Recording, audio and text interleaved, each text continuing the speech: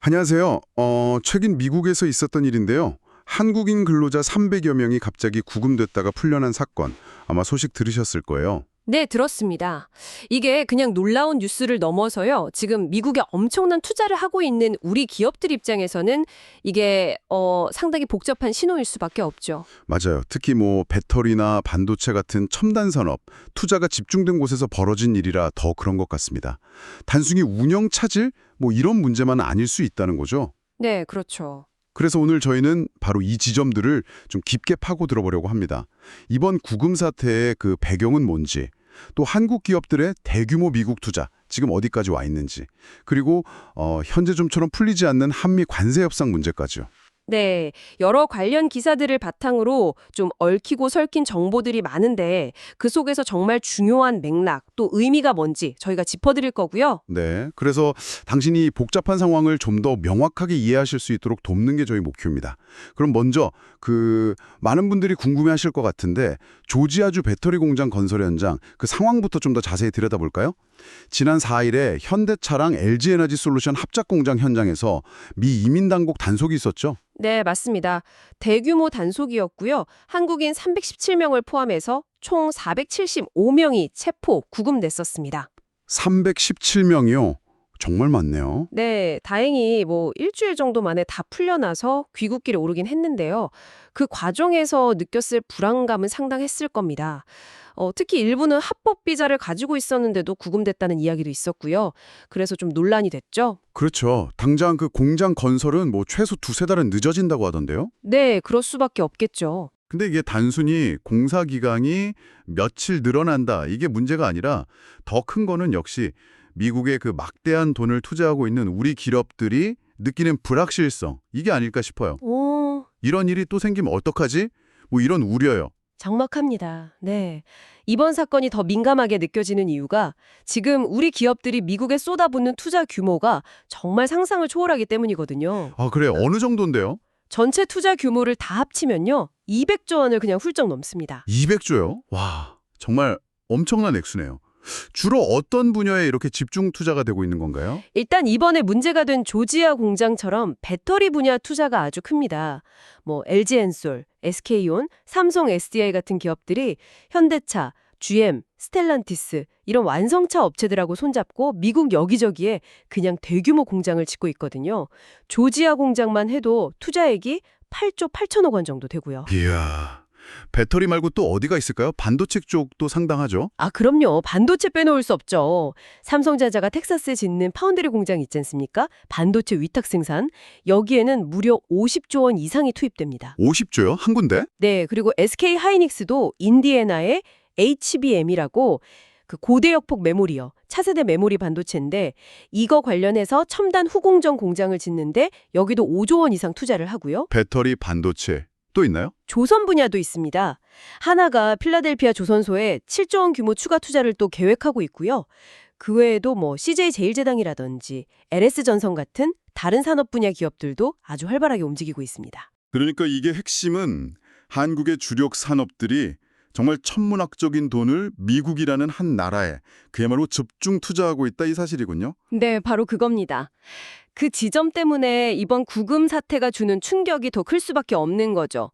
이렇게 엄청난 투자를 결정하고 막 집행하는 과정인데 가장 기본적인 운영 환경이라고 할 수 있는 인력 문제에서 이런 예기치 못할 리스크가 터져나온 셈이니까요. 아, 기업들 입장에서는 진짜 당혹감을 넘어서 불안감이 엄청 크겠어요. 실제 분위기는 좀 어떤가요? 네, 그래서 일부 기업들 사이에서는 이거 미국 투자 전략 다시 한번 좀 신중하게 봐야 하는 거 아니냐 이런 목소리가 나온다고 합니다. 뭐 리스크 분산 차원에서 멕시코나 캐나다 같은 주변 나라를 대안으로 본다든지 아니면 미국 현지 고용이나 운영의 실익을 좀 더 냉정하게 따져봐야겠다 이런 움직임도 좀 감지되고 있고요. 대기업만 그런 게 아니겠네요. 그렇죠. 같이 진출한 장비나 부품 협력 업체들, 중소기업들의 고민도 깊어지고 있다고 합니다. 원래도 현장에서 숙련된 인력 구하기 어렵다는 얘기는 계속 나왔었잖아요. 근데 이런 상황까지 겹치니까 더 힘들겠네요, 정말. 그래서 업계에서는 안정적인 인력 운영을 위해서 비자 제도 좀 개선해달라 이런 요구가 커지고 있고요.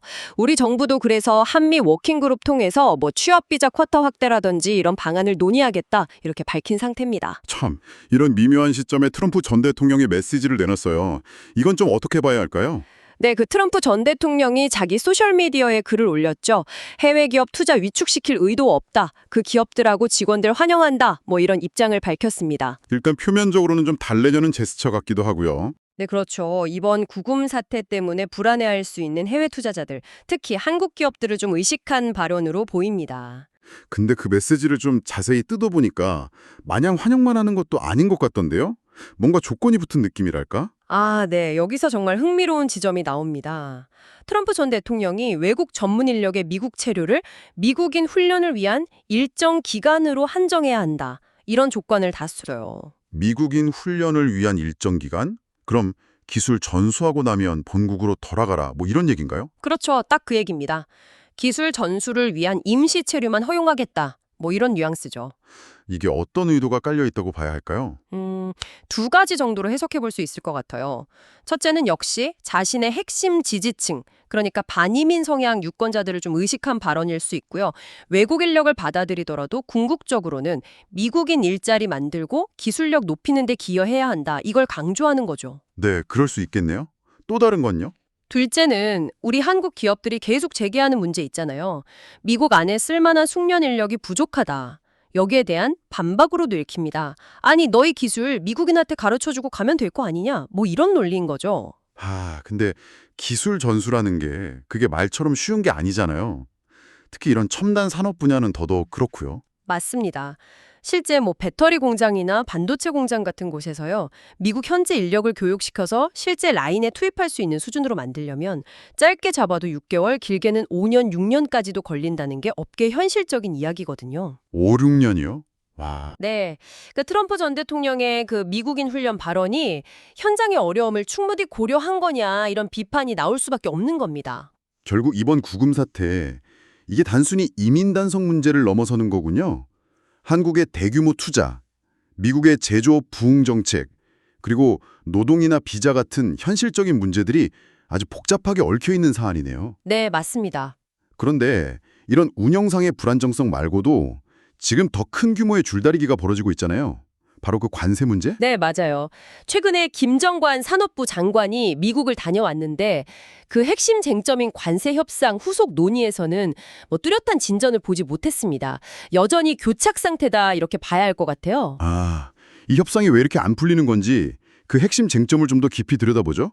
결국 그 3,500억 달러, 우리 돈으로 하면 486조 원 정도 되는 그 대미 투자 약속과 관련된 문제잖아요. 구체적으로 양국 입장이 어떻게 다른 겁니까? 네, 핵심은 그 돈을 어떻게 투자하느냐, 즉 투자 방식하고 또 수익을 어떻게 나누느냐, 수익 배분 문제입니다. 우리 정부 입장은 이 막대한 자금을 직접 현금으로 투자하기는 좀 어렵다.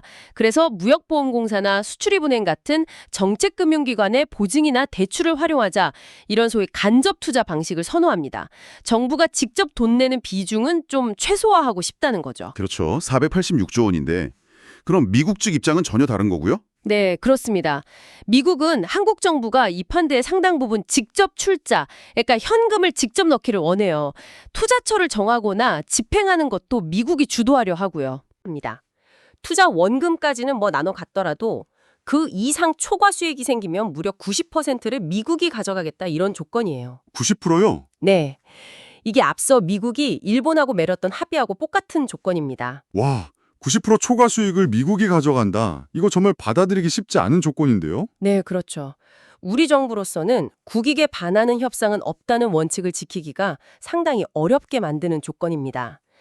그래서 일각에서는 우리 정부가 협상 초반에 간접 투자 방침을 너무 먼저 공개해서 협상의 여지를 스스로 좀 줄인 거 아니냐 이런 비판적인 시각도 나오고 있고요. 협상이 이렇게 계속 평행선만 달리면 우리 경제에 미치는 영향도 클 텐데요. 특히 자동차 업계에 걱정이 많다고 들었습니다. 맞습니다. 당장 9월 16일부터요. 일본산 자동차에 대한 미국 관세는 기존 27.5%에서 15%로 낮아집니다. 벌써요? 네. 그런데 이 한미 협상이 타결되지 않으면 한국산 자동차 관세는 25% 그대로 유지될 가능성이 높거든요. 그럼 미국 시장에서 일본 차하고 가격 경쟁력 차이가 확 벌어질 수밖에 없는 거죠. 아, 이건 정말 심각한 문제인데요. 전문가들은 좀 어떤 해법을 제시하고 있나요? 숭실대 구기보 교수 같은 전문가들은요, 일본처럼 그렇게 대규모 직접 투자를 하기는 우리나라 외환보유의 규모상 현실적으로 어렵다, 이렇게 지적합니다. 네. 미국이 요구하는 그 3,500억 달러라는 돈이 현재 우리나라 외환보유액의 80%를 넘는 엄청난 금액이거든요. 80%요? 와. 네, 이걸 다 현금으로 내놓는다. 이건 사실상 불가능에 가깝죠. 그래서 어느 정도 경제적인 충격을 좀 감수하더라도 너무 서두르지 말고 좀 차분하게 협상에 임해야 한다. 이런 조언이 나오고 있습니다. 상황이 정말 복잡하게 얽혀 있네요. 투자 현장에서는 인력 문제로 불안하고 정부 간 협상에서는 천문학적인 투자 조건을 놓고 줄다리기가 계속되고 이런 상황을 보는 외부 시선도 좀 흥미로운 것 같아요. 특히 미국의 한 경제학자가 아주 날카로운 비판을 했다고요. 네, 맞습니다. 미국 워싱턴 DC에 있는 싱크탱크죠. 경제정책연구센터 CEPR의 선임 경제학자 딘 베이커라는 분이 주목할 만한 분석을 내놨습니다. 최근에 그 연구센터 홈페이지에 글을 올렸는데 지금 진행 중인 한미 그리고 미일 무역 합의가 좋은 합의 같지 않다. 심지어 어리석다. 고까지 평가를 했어요. 어리석다뇨. 굉장히 표현이 센데요. 어떤 논리로 그런 주장을 하는 건가요? 베이커는 아주 간단한 계산을 제시합니다.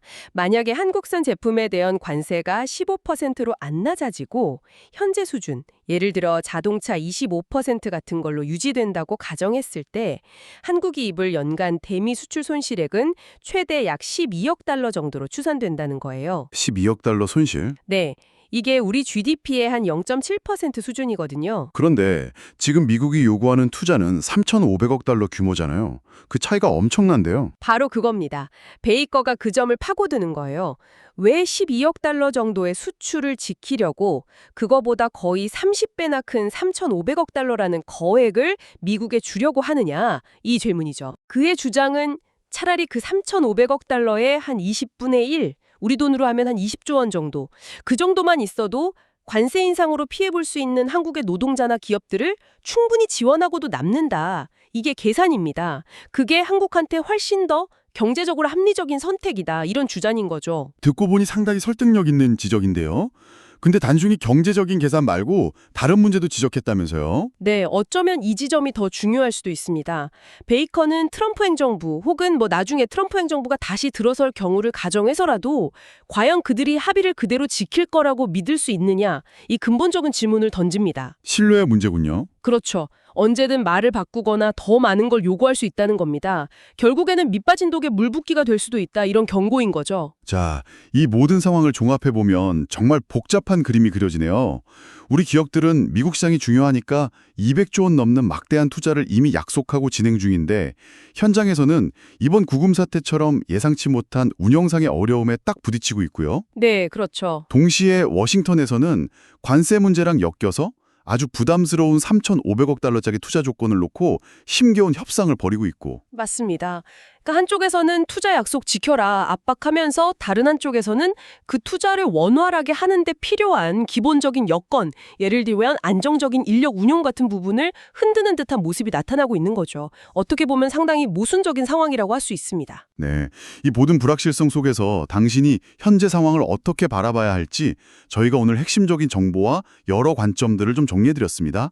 정말 간단치 않은 문제들이 얽혀 있다는 걸 다시 한번 느끼게 되네요. 네, 오늘 저희는 미국 내 한국인 근로자 구금 사태에서 시작해서 그 배경에 있는 200조 원이 넘는 대규모 미국 투자 현황, 그리고 또 3,500억 달러 투자 조건을 둘러싼 한미 간의 팽팽한 협상 줄다리기, 나아가서 이 상황을 바라보는 외부 전문가의 비판적인 시각까지 여러 각도에서 한번 살펴봤습니다. 단순한 경제 문제를 넘어서 외교, 정치, 노동 이슈까지 아주 복잡적으로 얽혀 있는 그야말로 고차방정식 같은 상황이다. 이런 생각이 드네요. 맞습니다. 그래서 오늘 논의된 내용들을 바탕으로 당신에게 이런 질문을 한번 던져보면서 마무리할까 합니다. 이번 구금 사태 같은 운영상의 위험, 또 미국의 강경한 협상 태도, 이런 걸 고려할 때 우리 기업들은 앞으로 공급망 전략에서 특정 국가, 즉 미국에 대한 높은 의존도를 계속 가져가는 게 맞을지, 아니면 위험 분산을 위해서라도 다변화를 해야 할지, 그 사이에서 어떤 균형점을 찾아야 할까요?